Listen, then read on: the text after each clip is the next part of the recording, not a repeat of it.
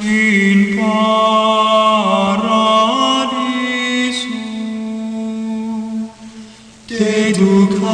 deducante angeli in tuo adventus suscipiante materes et perducante in civitatem sanctam Jerusalem in paradiso.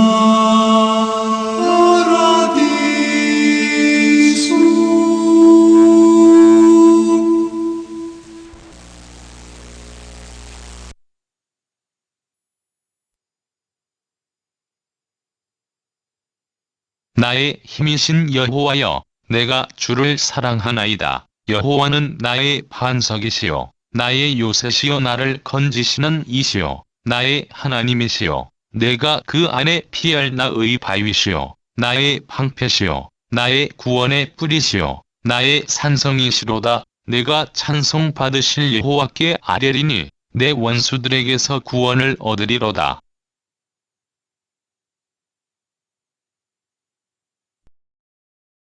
오늘은 승리의 노래라고 하는 제목으로 여러분과 함께 은혜를 나누고자 합니다. 본문은 다윗의 찬양시입니다. 어린 목동 시절 이스라엘의 새 왕으로 기름 부음을 받은 이후부터 이스라엘을 근동의 강대국으로 세우기까지 파란만장한 인생 여건을 겪었던 다윗이 과거 하나님의 구원 역사를 회고하면서 하나님의 은총을 찬양한 시가 오늘 본문의 내용입니다. 본문을 통해서 다윗은 모든 대적의 손과 사울의 손에서 구원을 받은 날에 여호와께 이 노래를 지어 찬양하였다고 할 수 있습니다. 오늘 본문은 50절에 해당하는 시로서 다른 시편에 비해서 상당히 긴 내용이라고 할 수가 있습니다. 이렇게 긴 시편은 시편 150편 중에 5편밖에 되지 않기 때문에 다윗이 자기를 구원해 주신 하나님을 향해서 가졌던 감사와 찬양의 마음이 얼마나 크고 감격스러운 것이었는지를 짐작할 수 있습니다. 사실 다윗의 일생을 보면 그의 삶은 대적들과의 싸움으로 점철된 생사를 넘나드는 파란만장함 그 자체였습니다. 만일 그의 일생 어느 한 부분에서라도 하나님께서 함께하사 구원해 주시지 않았더라면 그는 이스라엘의 왕이 되는 것은 고사하고 그 생명마저도 부지할 수가 없었을 것입니다. 그러므로 다윗은 그 은혜들이 너무나 감격스러워 그 입술로 하나님을 항상 찬양하였던 것입니다. 하지만 다윗이 체험했던 것과 같은 하나님의 구원과 사랑의 은혜는 다윗 개인에게만 주어진 은혜가 아닙니다. 오늘날 우리가 마음껏 하나님의 말씀을 대할 수 있고 하나님을 부르며 기도할 수 있는 것 또한 우리가 다윗 못지않게 하나님의 은혜를 입었기 때문입니다. 엄밀히 말하면 우리가 받고 있는 지금의 하나님의 구원과 하나님의 돌보심과 하나님께서 사랑하시는 은혜는 그 옛날 다윗에게 베풀어졌던 그것보다 더욱 큰 것입니다. 왜냐하면 다윗은 단지 그리스도를 모형적이고 부분적으로만 믿고 이해하였던 것에 반해서 오늘날 우리는 그리스도의 실체를 분명히 알고 믿어서 그분을 통하여 완전한 구원의 은혜를 충만히 받아 누리는 자들이 되었기 때문입니다. 이렇게 볼 때 우리는 참으로 하나님의 사랑과 은혜의 구원의 은혜를 충만히 받은 사람들이라고 할 수가 있습니다. 그러므로 우리가 이처럼 하나님께 진심으로 감사하며 찬양 드릴 때 하나님께서 우리의 노래를 통하여 영광 받으실 것입니다.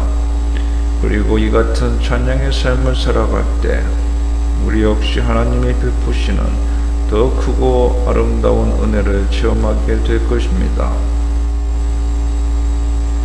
오늘 본문을 보면 성도가 당하는 환난의 날은 하나님이 일하시는 구원의 날이기도 합니다. 아무도 자신의 인생이 환난을 당하는 것을 원하지 않을 것입니다. 그러나 그 환난의 시기가 하나님이 함께 하시고 하나님이 도와주시고 하나님이 역사하시는 구원의 날이라는 것을 생각하면 참으로 기쁘고 영광스럽고 감사한 일이 아닐 수가 없습니다. 오늘 본문은 여호와께서 다윗을 모든 원수와 사울의 손에서 구원하신 날에 다윗이 이 노래의 말로 여호와께 아뢰어 라고 말씀합니다. 여기 보면 다윗이 이 노래로 하나님을 찬양하는 시점을 모든 원수와 사울의 손에서 구원하신 그 날이라고 명시하고 있습니다. 이때는 다윗의 말년을 의미할 수도 있지만 그의 생애를 기록하고 있는 사무엘서 전체를 통해서 볼 때 우리는 본시가 말하는 구원이 단순히 다윗의 생애의 마지막에 되어서 경험한 것이 아님을 알 수 있습니다. 즉 다윗은 블레셋 사람 골리앗 앞에 선 전쟁터에서도 사울에게 위협을 받고 있을 때에도 압살롬이나 세바의 반란으로 어려움을 겪고 있을 때에도 항상 하나님의 구원하시는 손길을 체험했던 것입니다.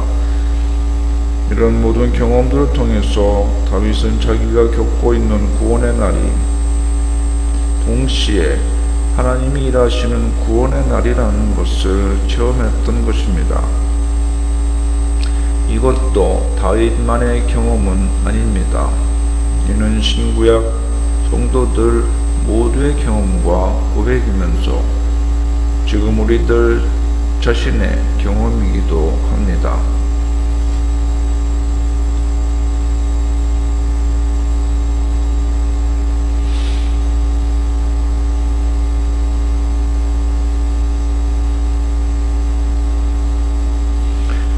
성도 여러분, 이처럼 우리의 환난과 고난의 순간은 하나님이 일하시는 구원의 날이라는 것을 믿으시기를 바랍니다. 때로 우리는 하나님의 뜻 가운데 살다가 분무불같이 견딜 수 없는 시련에 처할 때도 있습니다. 또한 불의에 타협하지 않고 의를 지키려다가 사자굴과 같은 공경에 빠질 때도 있습니다. 그러나 그 고통 가운데 혼자 있다고 생각하지 말아야 합니다. 그 고통과 시련의 순간에 구원의 하나님은 더욱 우리 가까이 계시며 도리어 확실한 증거로 구원을 드러내실 것입니다.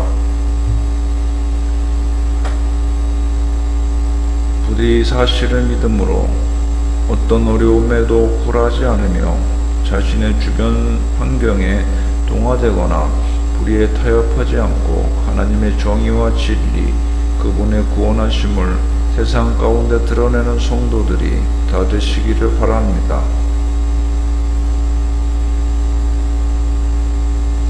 본문을 보면 다윗은 하나님을 나의 반석, 나의 요새, 나를 건지시는 자, 나의 하나님, 나의 피할 바위, 나의 방패, 나의 구원의 뿔, 나의 산성 등으로 표현하고 있습니다.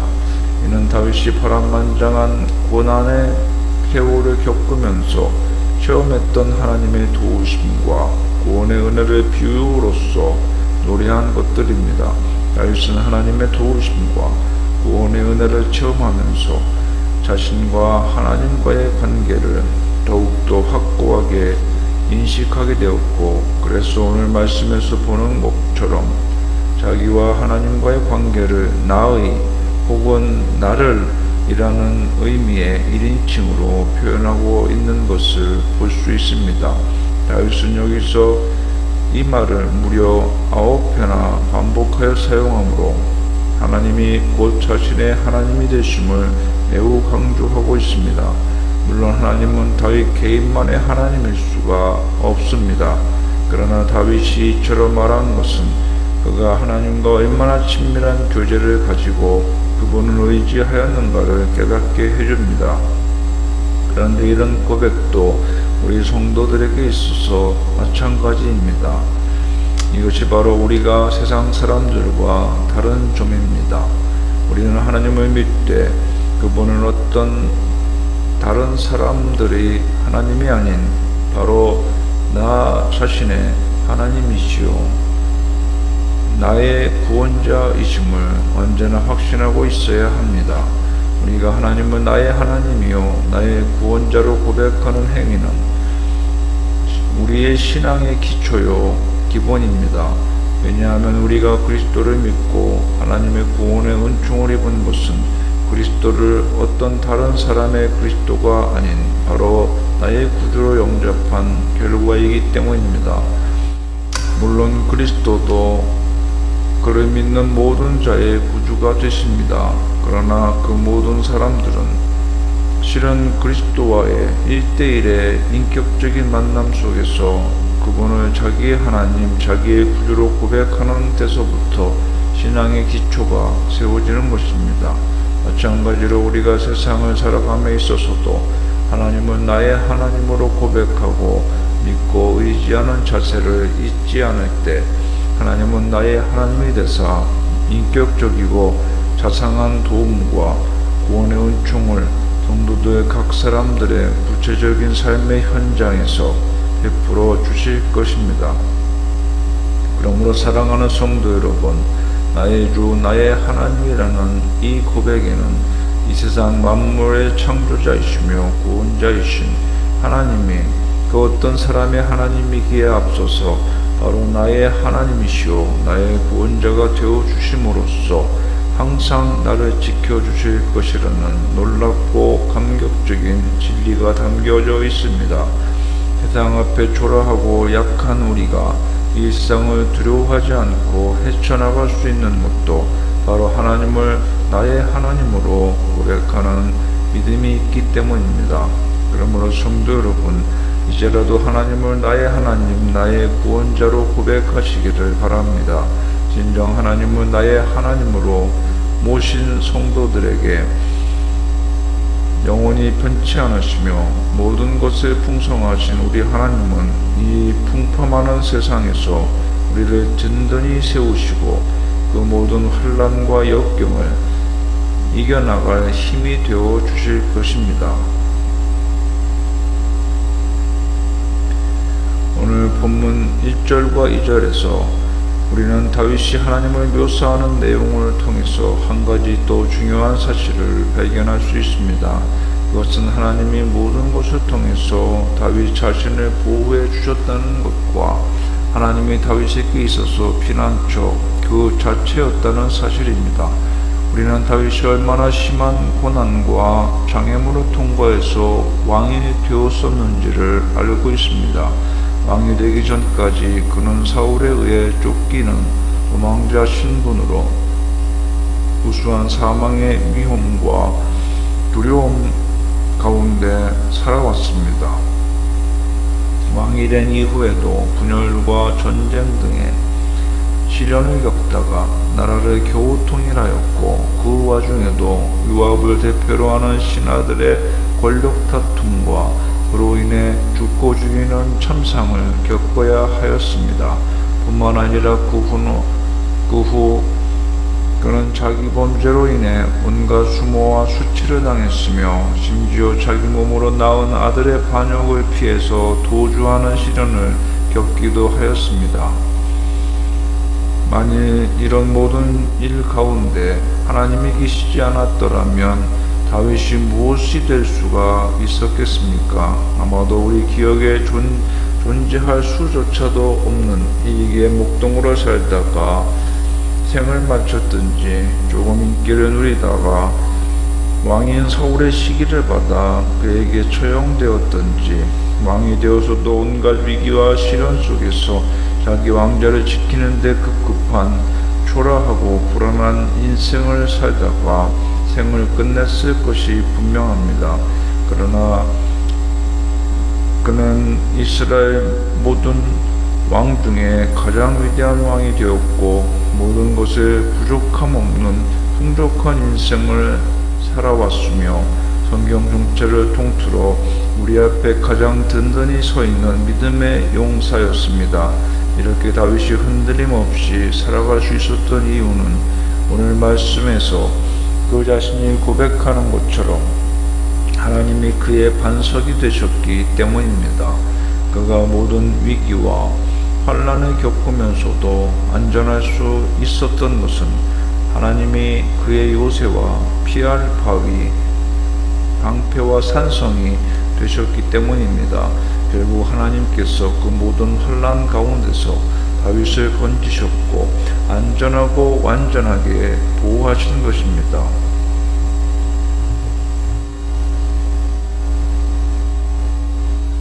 성경 인물 모두에게 있어서 하나님이 그들과 함께하지 않았더라면 어떠했겠습니까? 결국 아무런 의미도 가치도 없는 평범한 인생 혹은 비참한 인생으로 남게 되었을 것입니다. 성도 여러분, 우리의 삶도 마찬가지입니다. 성도에게 있어 하나님 없는 인생, 하나님의 도우심을 경험하지 못하는 인생은 생각할 수도 없고 생각하고 싶지도 않은 것이라고 할 수 있습니다.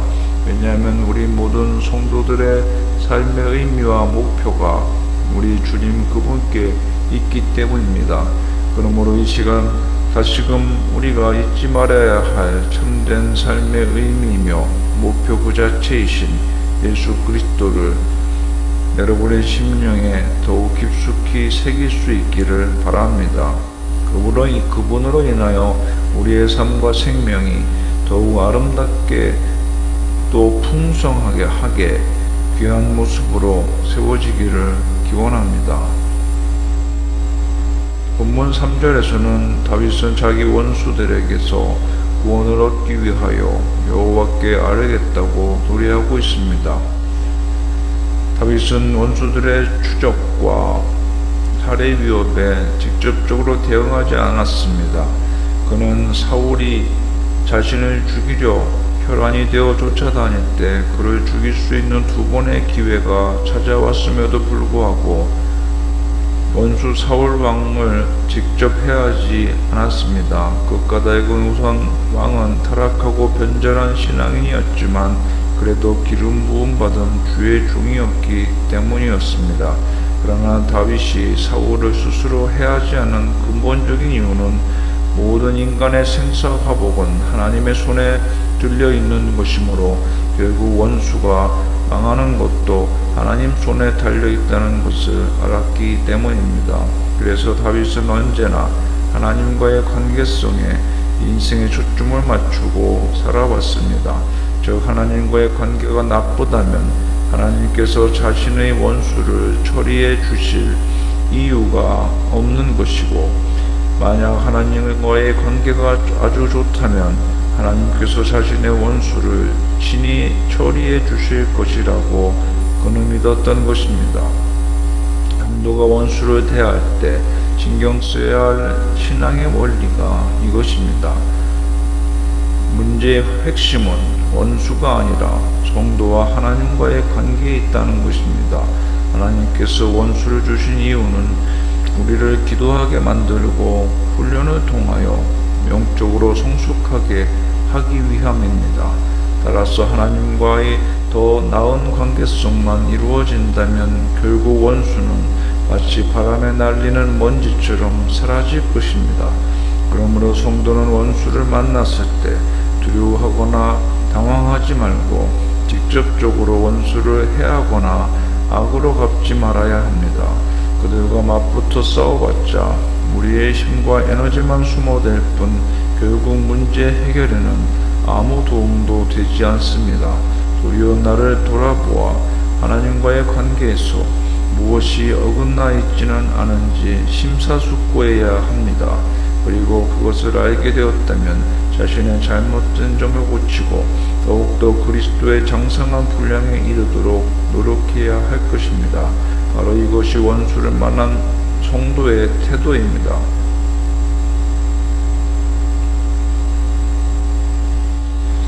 원수를 대적하며 직접적으로 그들과 싸우는 것은 결국 원인을 방치한 채 쓸모없는 힘만 쓰는 것과 다름이 없습니다. 그렇게 하면 일시적으로 원수를 무너뜨릴 수 있을지 모르겠으나 결국 또 다른 원수가 일어나서 자신을 괴롭히게 되는 경우가 생겨납니다.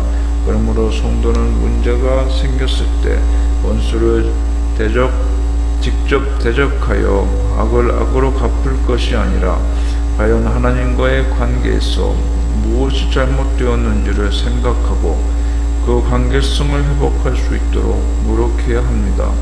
그리하면 하나님께서 직접 나서서 그 원수를 손으로 처리해 주실 것이기 때문입니다. 마치 다윗이 하나님과의 관계를 공고히 하였을 때 하나님께서 사울 왕을 직접 사라지게 해주셨던 것처럼 성도의 인생에도 다윗 왕과 같은 연단의 과정이 필요한 것입니다.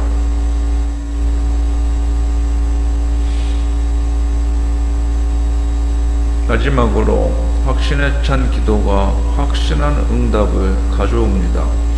본문 3절을 보면 다윗은 내가 찬송받으실 여호와께 아뢰리니 내 원수들에게서 구원을 얻으리로다 라고 노래하고 있습니다. 우리는 여기서 다윗의 기도 응답에 대한 다윗의 깊은 확신을 발견할 수 있습니다. 실제로 다윗은 그의 평생에 하나님께 기도함으로 그때마다 하나님께 기도 응답을 체험한 바 있습니다. 그의 이러한 체험이 그로 하여금 더욱 확신에 찬 기도를 드릴 수 있게 하였을 것입니다. 그런데 이러한 하나님의 기도 응답은 비단 이스라엘의 왕이라는 신분을 가진 다윗에게만 특수하게 적용되는 것은 아닙니다. 하나님께서는 우리 성도들 역시 당신을 온전히 의지하고 확신에 찬 기도를 드리며 나아갈 때 반드시 응답해 주실 것이라고 여러 차례 성경을 통해 약속해 주셨기 때문입니다. 이는 결국 오늘날 우리가 하나님께 어떠한 자세로 기도하여야 할 것인지를 가르쳐 줍니다. 그것은 바로 하나님을 전적으로 신뢰하는 기도, 하나님의 응답을 확신하는 기도를 드려야 한다는 것입니다. 하나님은 우리의 심령을 살피시고 그 마음을 다 아시는 분이십니다. 그러한 하나님 앞에 우리가 기도하면서 아무런 확신도 없이 입술로만 기도한다면 하나님께서 그 기도를 들으실 리가 만무합니다.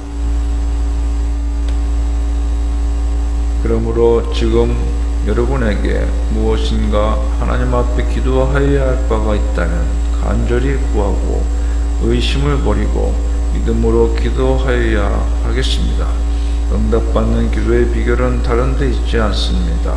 바로 믿음에 있습니다. 기도 응답의 확실성과 관련해서 주님은 내가 진실로 너희에게 이르노니 누구든지 이 산더러 들리어 바다에 던지우라 하며 그 말하는 것이 이룰 줄 믿고 마음에 의심치 아니하면 그대로 되리라.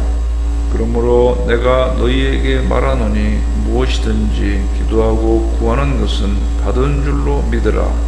그리하면 너희에게 그대로 되리라 라고 하셨습니다.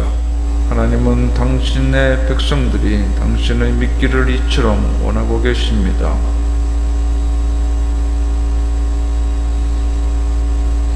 우리의 요동하기 쉬운 약한 마음을 부추기며 우리의 불신을 선동하는 마귀의 미혹을 물리치고 영원히 신뢰할 수 있는 주님을 신실히 기도와 삶으로 고백하여야 할 것입니다.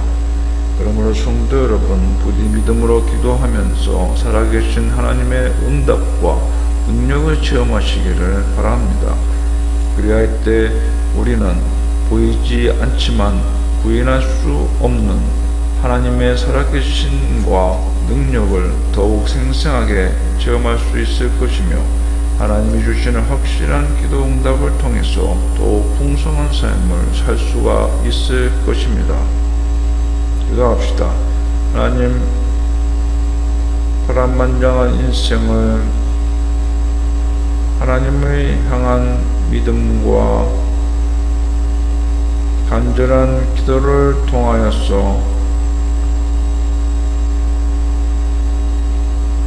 원수의 방해에도 불구하고 하나님의 구원의 은혜와 놀라운 능력 가운데 더욱 영광스러운 왕으로 승리하여 하나님께 영광의 찬양을 올려드렸던 다윗의 믿음을 우리도 본받아 어려움을 만나고 원수 대적을 만날 때 하나님을 의지하고 기도하여 승리하는 저희들이 되게 하시며 우리 입술에 승리의 노래가 늘 울려 퍼지는 승리의 삶을 살아가는 믿음의 용사들이 다 되어지게 하여 주시옵소서.